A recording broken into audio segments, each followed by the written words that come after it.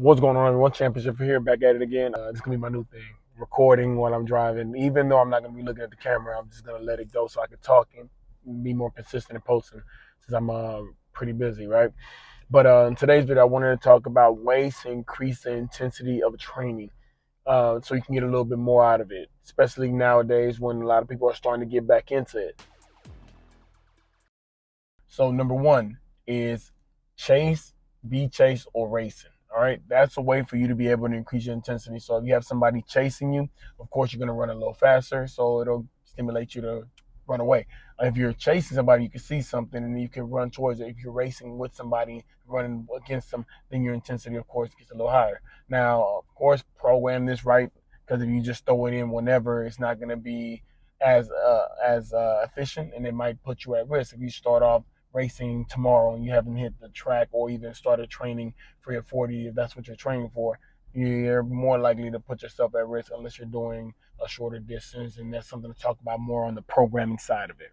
Number two, run with resistance or somebody pulling you. Now, with resistance, the amount of force that you're applying increases, but it's a lot easier. That's why a lot of people start off with resistance runs, so that way it doesn't affect your CNS as much because you're not moving as fast. Now, with somebody pulling you or resist or getting a wind behind you, you're gonna run much faster. Now, that's gonna affect your CNS and make you run faster. That's like at least theoretically with the overspeed training.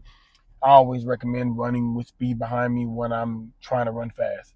So that'll help you run fast, and you'll be able to transfer that, and it becomes second nature. Your body, your mind will start to have that as, okay, this is what my speed is. At least theoretically, that's why people tend to do overspeed, get a little faster. It's all about the nervous system, right? With resistance, which will make you apply more force, or with somebody either pulling you or the wind behind you is going to make you run faster. So those are ways to tweak training. And number three, last but not least, is actually tracking what you're doing. And something like recording or measuring will make sure that you get to put a little more effort. Every single time, if I want my athletes to jump further, I pull out the tape measure, they're going to jump further. If I want them to jump higher, I pull out the vertex, they jump higher.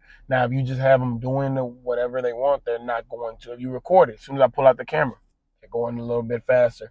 They want to compete a little bit more. They want to they want to shine. They don't want to put bad work out there. So that's another way to make sure that you or your athletes, if you're training somebody, can give a little bit more effort. Just pull out a measure, start measuring, and be like, okay, well, we're going to track it this time. If you say we're going to track it this time, they're going to be like, okay, let me try. Every single time it gets better. I've yet to see somebody get worse when I say I'm going to track it, or at least effort-wise. All right. Now, besides all that, of course, everything plays a role, whether their CNS is recovered, things like that. But in general, if they're recovered the same as they were before, they're gonna do better and try harder whenever you measure it or try to record it. All right, so I hope this helped getting your minds going on ways that you can tweak your training and things that you can add to make sure that you're getting the most out of it. If anything, any comments, concerns, any questions, you can drop them down below. And until next time, I'm out of here. Peace.